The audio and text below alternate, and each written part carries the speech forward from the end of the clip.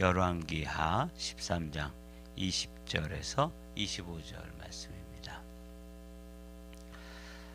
먼저 20절부터 21절 말씀 한 목소리로 함께 읽으시겠습니다. 엘리사가 죽으니 그를 장사하였고 해가 바뀌어 모압 도적대들이 그 땅에 온지라. 마침 사람을 장사하는 자들이 그 도적대를 보고 그의 시체를 엘리사의 묘실에 들이던짐에 시체가 엘리사의 뼈에 닿자 곧 회생하여 일어섰더라. 아멘. 오늘 우리가 나눌 말씀은 어제의 말씀에 이어서 어제는 이제 하나님의 사람 엘리사가 죽는 그런 본문을 함께 묵상했습니다. 천하의 엘리야, 그리고 그 엘리야의 제자였던 엘리사도 병들고 죽는다 하는 것을 성경은 기록하고 있어요. 이런 말씀 보면서 우리는 교묘하게 우리 인생의 유한함, 우리의 한계가 여기까지죠. 그렇게 죽은 자를 살리기도 하고 또 나라를 방비하기도 하고 엘리야에 비해서 그 제자이지만 기적을 2배나 일으켰던 갑절의 영감을 가지고 사역을 했던 한 60년 정도의 사역이 엘리사의 사역이 그의 병듦과 그의 죽음으로 인해서 이제 장사되었다. 참 어떻게 보면 인생이 유한하고 또 허무한 존재라는 것을 또 보여주는 그런 본문이기도 합니다. 그래서 이제 엘리사가 죽어서 장사 지냈다. 그때의 그 이스라엘의 그 국력, 그럴 때 그 나라의 형편을 보여주는 게 이제 20절의 말씀이에요. 엘리사가 죽으니 그를 장사하였고, 그는 이제 앞절에서부터 엘리사가 병들었고 요아스 왕이 그를 찾아와서 내 아버지여, 내 아버지여, 이스라엘의 마병과 병거여 이러면서 그의 그의 죽음이 그렇게 안타까웠던 것은 요아스가 정말 무슨 믿음이 있어서, 그리고 이 엘리사를 마음으로부터 그렇게 진짜 존경하고 그런 마음도 있었겠지만, 사실은 엘리사가 좀 더 살아 있어야지 그 이스라엘 나라의 그 국가적인 형편이 아주 바닥을 치고 있었고, 그때 그 나라의 형편이 참 어려울 때였습니다. 우리가 살펴본 것처럼 그걸 숫자로 나타내는데 마병이 50명, 병거가 10대, 그리고 보병이 1만 명. 한 나라의 군대 치고는 너무 보잘것없고 말도 안 되는 숫자잖아요. 그거 가지고 어떻게 나라를 방비하고 외적이 쳐들어왔을 때 나가서 전쟁을 수행하고 그럴 수 있는 게 아닙니다. 왕궁도 지킬 수 없는, 궁 하나도 지킬 수 없는 그런 형편이었는데, 그런 형편에서 엘리사마저 병들어서 지금 죽어가고 있으니까 한 나라를 통치하던 이 악한 왕 요아스, 아무리 악한 사람이라도 자기 형편은 알잖아요. 그러니까 와서 이제 안타깝게 눈물을 흘리는 거죠. 내 아버지여, 내 아버지여, 이스라엘의 마병과 병거여. 여기 PIP 넣어주세요. 이렇게 이제 부르짖었고, 엘리사는 그 요아스를 위해 가지고 가운데다가 좀 넣어주세요. 엘리사는 그 악한 왕 요아스를 위해서 마지막 자신의 남은 힘을 다 모아서 화살을 동쪽으로 쏘아라. 이거는 구원의 화살이다.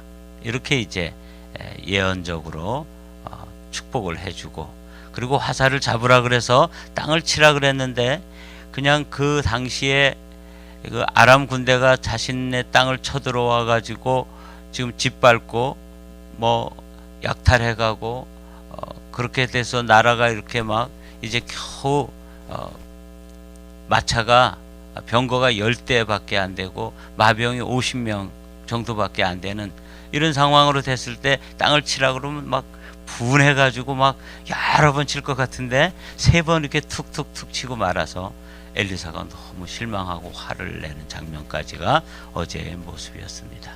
그렇게 해주고 이제 엘리사가 죽었다 그 말이죠. 그 당시에 이제 상황이 얼마나 어려웠냐면 해가 바뀔 때 모압 도적대들이 그 땅에 온지라. 이제 아람 군대도 아니고 그 당시에 그 일대를 평정하고 있던 대국 아람 군대도 아니고 그냥 모압 족속들, 이를테면 뭐 그 변방의 화적대 정도 되는 거예요. 이런 것까지 와가지고 막 해가 바뀐다는 건 이제 계절이 바뀌고 추수 때가 되어서 이제 겨우 추수를 해놓으면 이런 또 화적대들이 와가지고 또 다 수탈을 해가는 거예요. 이게 이제 그런 이야기. 국력이 약해지니까 주변에 작은 족속들, 이스라엘의 지배를 당하던 이런 족속들까지도 일어나가지고 와서 도적대로 변해가지고 뭘 뺏어가겠다고 이제 달려드는 거죠. 이런 장면을 이제 보면서 그 나라의 그 요아스가 다스리던 나라의 형편이 얼마나 어려웠는지를 보여주는 거죠. 근데 마침 장례가 있었는데 그 장례를 지내려고 그러는데 막 모압 이 도적대들이 몰려오니까 다급한 나머지 그 장례 장지까지도 못 가고 주변에 이제 웬 무덤이 있는데 그 입구에 돌을 굴려내고 거기다 그냥 시신을 던져놓고 입구를 막고 그냥 튀었다 그 말이에요. 그게 이제 21절입니다. 마침 사람을 장사하는 자들이, 이 장사라는 게 이렇게 비즈니스 하는 게 아니라 뭐예요? 장례 지내는 거예요. 마침 사람을 장례 지내는 자들이 그 도적대를 보고 그의 시체를 엘리사의 묘실에 들이던지매. 너무 급한 나머지 도적대는 오고 뭐 장례도 제대로 못 지키고 그냥 또 그 사람들에게 죽임을 당할지도 모르니까 이 뭐 도적들이, 이 화적대들이 뭐 인정사정 보겠어요? 사람 있으면 사람도 죽이고 부녀자 있으면 부녀자도 끌고 가고 또 곡식 추수해 놓은 거 있으면 다 그냥 약탈해 가고 이런 흉악한 무리들인데 뭐 장례 뭐 평화롭게 지내도록 두겠어요?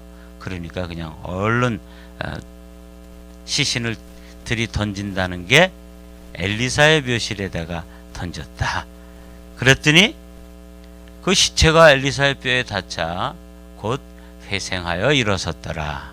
이런 동화 같은 이야기가 기록되어 있어요. 이 이야기는 뭘 의미하는 것일까? 죽은 엘리사의 뼈에 시신이 닿자 그가 회생하였다. 이 부활했다 이러지 않고 회생하였다는 건 여러분들이 이해하셔야 돼요. 이 소생된 것은, 이 사람은 예수님은 부활해가지고 영원토록 그 생명이 영원으로 이어지지만 이 회생한 사람은 그 당시에는 다시 목숨이 돌아오고 영혼이 돌아와서 소생이 되었지만 어떻게 된다는 거예요? 다시 죽는다 그 말이에요. 그런 걸 이게 소생 또는 회생이라고 표현하는 거예요. 죽었다 살아났지만 부활은 영원히 사는 거고 이 사람은 다시 죽는다. 근데 이제 이 사람이 다시 살아나서 누군지 또 살아나서 어떤 일을 했는지 성경은 침묵하고 있어요. 여기까지가 이제 동화 같은 이야기입니다. 그리고 나서 바로 이제 어떤 말씀이 이어지냐면 여호아하스 왕의 시대에 아람 왕 하사엘이 항상 이스라엘을 학대하였으나, 전혀 앞에 있는 이야기와 상관이 없는 것처럼 보이는 이야기가, 전쟁 이야기가 이제 등장을 하게 돼요. 그러니까 이 이야기의 전개상 앞뒤가 좀 잘 연결이 안 되죠. 엘리사는 장사되었고 그 장사된 묘실이 거기 있었는데 어느 날 또 장례가 있어서 그 시신을 가지고 장례 지내러 가다가 화적대를 만나 가지고 다급한 나머지 그냥 아무 묘실이나 열고 거기다 그냥 일단 시체를 들이던지고 무덤문을 막고 이제 갔다가 혹시 나중에 이제 뭐 좀 수습이 되면 진정이 되면 이제 뭐 장례를 지내든지 뭐 이렇게 하려고 시체를 갖다 확 던지고 도망을 갔는데 거기서 살아났다 하는 이야기와 여호아스 왕의 시대에 아람 왕 하사엘이 항상 이스라엘을 학대하였으나 여호와께서 아브라함과 이삭과 야곱과 더불어 세우신 언약 때문에 이스라엘에게 은혜를 베풀며 그들을 불쌍히 여기시며 그들을 여기서 돌보사 멸하기를 즐겨하지 아니하시고 이때까지 자기 앞에 쫓아내지 아니하셨더라 하는 이 이야기와 앞에 있는 그 엘리사의 무덤에서 어떤 시체가 소생하였다 하는 이야기와 이게 이제 어떻게 연결이 되는가, 이게 이제 오늘 우리가 이 본문을 잘 이해하는 데 관건이 됩니다. 아까 말씀드린 것처럼 당시에 그 죽은 시신은 뭘 보여주기 위한 것이냐면 이스라엘의 국가적인 상태, 그게 영적인 상태가 되었든지 그 당시의 경제적인 상황이 되었든지 당시에 또 국방력의 모습을 보여준다든지 이 모든 게 한마디로 말하면 죽은 자와 마찬가지였다 하는 것이죠. 이게 이제 그 묘실에 던져진 시신처럼 이스라엘의 그 당시의 상황은 죽은 자나 마찬가지였고 그렇게 된 배경에는 누가 있었냐면 아람 왕 하사엘이라는 사람이 늘 와가지고 전쟁을 일으켜서 수탈을 해가고 사람들을 살육하고 못살게 굴고 이렇게 해가지고 지금 뭐 거의 죽은 거나 마찬가지로 된 거죠. 나라가 이제 죽었다 그 말이에요. 그러니까 장사 지낼 정도가 된 시신처럼 이스라엘 나라에는 소망이 없었어요. 그런데 엘리사가 죽기 전에 동쪽으로 화살을 쏘라 그러면서 당신이 이 화살은 구원의 화살입니다. 그렇게 어제 이제 얘기했잖아요. 그게 어떻게 이루어질 수 있겠냐고요. 그런 예언이 아주 복된 예언이고 정말 그 듣기에 너무 감사한 그런 예언을 해주셨지만 이스라엘의 국력으로 볼 때는 그건 뭐 이루어질 수도 없는 일이었던 것이요. 그걸 이제 지금 역사적으로 실제로 설명을 하고 있는 거예요. 근데 하나님께서 그 시체를 방불케 하고 죽은 자와 방불한 이스라엘의 그 이스라엘을 아주 버리지 않았던 이유를 이렇게 설명하고 계신 거죠. 여호와께서 아브라함과 이삭과 야곱과 더불어 세우신 언약 때문에 이스라엘에게 은혜를 베풀며 그들을 불쌍히 여기시며 돌봐주시고 멸하기를 즐겨하지 아니하시고 이때까지 자기 앞에서 쫓아내지 아니하셨더라. 그래서 엘리사를 통해서 예언을 해주시고 이제 그 예언이 성취되어지는 것이 24절과 25절의 말씀입니다. 아람의 왕 하사엘이 죽고 그의 아들 벤하닷이 대신하여 왕이 되매, 이렇게 돼서 이제 국제 정세가 당시에 그렇게 맹위를 떨치고 주변 국가들의 맹주 노릇을 하고 있던 아람 왕 하사엘이 그 하사엘도 이제 죽었다. 이게 이제 인생이에요. 그렇게 죽으니까 그 아들 벤하닷이 왕이 되어서 이제 왕권을 이었지만 아무래도 이제 조금 국력이 또 좀 흔들렸겠죠. 이 정권이 교체되는 시기에. 그때 이제 오늘 본문의 이제 마지막 구절이에요. 여호아하스의 아들 요아스가 하사엘의 아들 벤하닷의 손에서 성읍을 다시 빼앗았으니 이 성읍들은 자기 부친 여호아하스가 전쟁 중에 빼앗겼던 것이라 죽었던 거죠. 저 요단 동편에 있는 그쪽에 기름진 땅들, 르우벤 지파, 갓 지파, 므낫세 반 지파, 이 사람들이 그 분배받았던 땅을 이제 다 아람 사람들에게 빼앗겼었는데 이 땅을 이제 이 요아스가 그 작은 군대, 뭐 죽었던 것과 마찬가지의 그런 보잘것없는 병력을 가지고 그걸 이겨가지고 이제 회복하였다. 이게 어떤 거예요?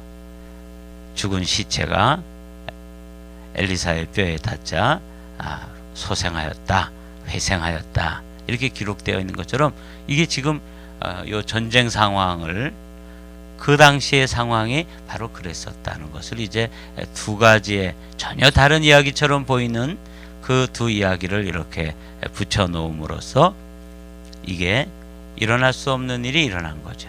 죽은 자가 엘리사의 뼈에 이렇게 닿자마자 회생했던 것이나 그건 뭐 국력으로 보잘것없고 모압 화적대가 쳐들어와 가지고 뭘 뺏어가도 방비를 할 수 없을 정도로 이 장례조차 지날 수 없을 정도로 이런 아주 쇠약했던 이 이스라엘 군대가 아람으로부터 빼앗겼던 땅을 회복하고 소생되었다. 이 똑같은 이야기라는 것을 이 평행 본문이죠. 평행되어지는 걸 볼 수 있어요. 오늘 이제 이 말씀을 우리는 우리의 삶에 어떻게 이해하고 적용할 수 있을까? 여러분 이제 이걸 이렇게 보면서 신비롭다. 이 본문이 오늘 우리에게는 어떤 의미로 다가올 것인가? 그래서 먼저 어떤 본문을 찾았냐면 에스겔 골짜기에 마른 뼈들이 살아나서 여호와의 군대가 되는 본문을 먼저 한번 찾아보았습니다. 제가 읽어볼게요. 이에 내가 그 명령대로 대언하였더니 생기가 그들에게 들어가매 그들이 곧 살아나서 일어나 서는데 극히 큰 군대더라. 또 내게 이르시되 인자야 이 뼈들은 이스라엘 온 족속이라. 그들이 이르기를 우리의 뼈들이 말랐고 우리의 소망이 없어졌으니 우리는 다 멸절되었다 하느니라. 그 포로로 잡혀가서 더 이상 소망이 없던 시대에 사람들이 탄식이 보이죠. 우리는 이제 이 마른 뼈다귀들 같은 존재야. 우리에게 무슨 희망이 있겠어? 이렇게 이제 장탄식을 늘어놓았던 그 당시의 상황이나 이 요아스가 지금 아버지로부터 나라를 물려받았는데 겨우 마병이 50명 그리고 병거가 10대 그리고 보병이라고 있는 게 뭐 어떤 쭉쟁이 같은 거 한 10,000명 이 정도 있었던 것과 똑같은 상황에서 우리는 더 이상 희망이 없다. 이렇게 이제 이야기했던 것과 같은 상황이었습니다. 그런데 그 뼈들을 바라보면서 뼈들에게 이제 에스겔에게 하나님께서 명령을 하라고 그러시죠. 뼈들이 이 뼈 저 뼈가 다 연합되어라. 이렇게 명령을 하자 뼈들이 덜커덕거리면서 일어나는 거예요. 그리고 거기에 생기가 들어가라고 명령했더니 이들이 일어나서 여호와의 큰 군대가 되었다. 극히 큰 군대가 되었다.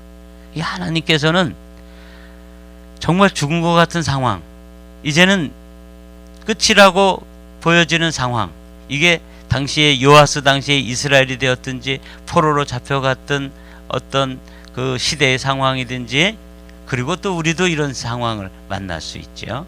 이때도 마른 뼈다귀들이 되어 있고 시신이 되어 있고, 그리고 우리의 상황도 이제는 끝이라고 절망이라고 표현되어지는 이 상황에서도 하나님께서 개입하시면, 그러니까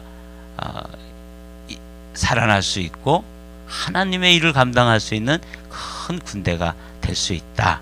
이렇게 이제 우리에게 소망의 메시지로 다가오는 거예요. 12절부터 더 읽어보면, 그러므로 너는 대안하여 그들에게 이르기를, 주 여호와께서 이같이 말씀하시기를, 내 백성들아, 내가 너희 무덤을 열고 너희로 거기에서 나오게 하고 이스라엘 땅으로 들어가게 하리라. 내 백성들아, 내가 너희 무덤을 열고 너희로 거기에서 나오게 한즉 너희는 내가 여호와인 줄 알리라.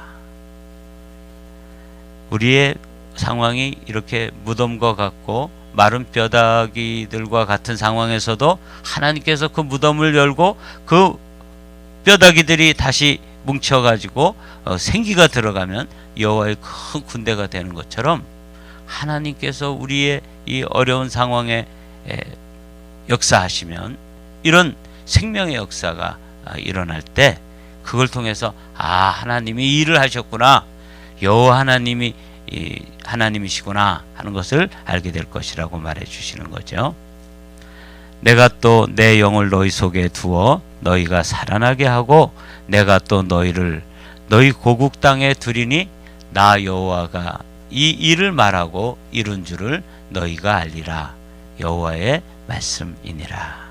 이게 이제 에스겔이 보았던 환상, 그리고 요아스가 엘리사의 뼈에 닿아서 어떤 그 죽은 자가 살아났던 사건과 그 당시에 죽은 것과 같았던 이스라엘의 그런 국력으로 아람 군대를 물리치고 빼앗겼던 땅을 회복하는, 이게 다 사실은 상황은 다르고 시대는 다르지만 똑같은 현상을 이제 말씀해 주시는 거예요. 이게 이제 오늘 우리가 보았던 말씀이죠. 엘리사가 죽으니 그를 장사하였고 해가 바뀜에 모압 도적대들이 그 땅에 온지라. 제가 이미 설명을 드렸죠. 이게 얼마나 당시에 이스라엘이 국력이 약해졌고, 그래서 그냥 주변 도적대들도 와가지고 마음껏 노략질을 해가도 아무 방비를 할 수 없는 그런 상황을 이야기하는 거예요. 마침 사람을 장사하는 자들이 그 도적의 떼를 보고 그의 시체를 엘리사의 묘실에 들이던짐에 시체가 엘리사의 뼈에 닿자 곧 회생하여 일어섰더라. 요 아주 동화 속에서나 나올 만한 이야기가 그 시대의 역사를 보여주는 이야기고, 사실은 이 이야기는 우리에게도 소망의 말씀으로 다가오는 말씀입니다. 저는 이 말씀을 지난 주일 나눴던 말씀과 함께 이렇게 요약을 해보았습니다. 만일 우리가 그의 죽으심과 같은 모양으로 연합한 자가 되었으면, 아주 흥미로운 게 뭐냐면 엘리사의 뼈다귀와 죽은 시체가 만나니까 어떻게 됐다고요? 살아났다, 그 말이죠. 우리도 예수의 죽음과 우리가 함께 만나면 그의 죽으심과 만나야지만 그 다음에 어떻게 돼요? 또한 그의 부활과 같은 모양으로 연합한 자도 되리라. 우리는 소생되는 거, 회생되는 정도가 아니라 어떻게 된다고요? 부활된다고 말이에요. 그래서 이 엘리사의 뼈 이야기는 사실은 오늘 우리에게는 누구의 이야기로 이렇게 치환되어질 수 있냐면 예수님의 이야기와 우리의 이야기로 치환되어질 수 있는 거예요. 여기 그림에 있는 것처럼 예수 그리스도의 죽음과 우리가 연합되어지면, 여러분 이 말씀을 깊이 있게 좀 여러분 마음으로 받게 되시기를 주님의 이름으로 부탁드립니다. 그리스도인이란 죽음을 누리는 사람들입니다. 누구의 죽음? 예수 그리스도의 죽음.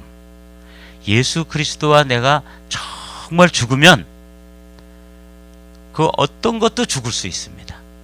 내 옛 습관, 내가 그렇게도 끊기 힘들어하는 죄, 그리고 어떤 중독, 이런 거 예수 그리스도의 죽음, 예수 그리스도의 그 죽은 뼈와 내가 터치가 되는 순간에, 연합이 되는 순간에 우리는 그의 죽음이 나의 죽음이 되면서 내 안에 있던 모든 그 죄악의 모든 모습들을 죽일 수 있는 것이죠. 죽을 수 있는 것이죠. 그래야지만, 그의 죽음과 연합이 돼야지만 마치 그 시신이 엘리사의 뼈와 맞닿았을 때, 거기에 터치되었을 때 그가 소생되었던 것처럼, 만일 우리가 예수의 죽으심과 같은 모양으로 연합한 자가 되어야지만 또한 그의 부활과 같은 모양으로 연합한 자도 되리라. 그래서 우리가 다른 사람들과 동일하게 오늘도 하루를 시작하고 또 실제 우리의 삶의 그 현장으로 들어가지만 우리는 다른 모습으로 들어가는 거예요. 죽었다가 살아난 사람의 모습으로, 예수의 죽으심이 나의 죽으심이 되고 예수의 부활이 나의 부활이 돼서 오늘은 이 죽음이 정말 나의 것이 되면 나의 삶은 어떤 삶이 되는 거예요? 부활의 삶이 되는 거예요. 이게 그리스도, 우리 기독교의 가장 큰 복음이고 비밀입니다. 이 한마음교회 성도들이 이 비밀이 깨달아지고 이 비밀을 누리기 시작하면 여러분들은 파워 크리스찬이 될 수 있습니다. 그 어떤 문제든지 여러분들을 힘들게 하고 여러분들이 사로잡히고 여러분들이 매번 아람 군대에게 졌던 것처럼 그 문제와 만나면 졌던 그 문제도, 실패했던 그 문제, 패배했던 그 문제도 죽음으로써 이겨내는 거예요. 예수 그리스도와 함께 죽으면 그 문제가 죽으니까. 그렇죠? 그리고 우리가 그냥 죽으면 끝이 아니고 또 그리스도의 부활과 연합되어서 오늘도 부활의 삶을 살아가는 거예요. 그러니까 부활의 아침에, 그 어느 날 부활의 아침에만 부활의 능력을 경험하는 것이 아니라 이 순간부터 예수 그리스도의 십자가를 여러분의 십자가로 받아들이시고, 그래 그의 그 부활 죽으심과 연합한 자가 되면, 그게 나의 것이 되면, 그 다음에 예수 그리스도의 부활의 능력도 연합한 자가 되어서 예수 부활, 나의 부활, 예수의 십자가, 나의 십자가, 예수의 죽음, 나의 죽음, 이게 경험되어지면 이거 파워 크리스찬이 되는 거예요. 오늘 엘리사의 이 모습을 통해서 요아스에게 했던 예언대로 그는 3번 아람 군대를 이겨내게 되는 것을 25절에 기록되어 있는 것처럼, 우리는 3번만 이기는 게 아니라 앞으로 지속적으로 부활의 능력을 덧입어서 승리하는 그런 파워 크리스찬들이 다 함께 되시기를 주님의 이름으로 축복합니다.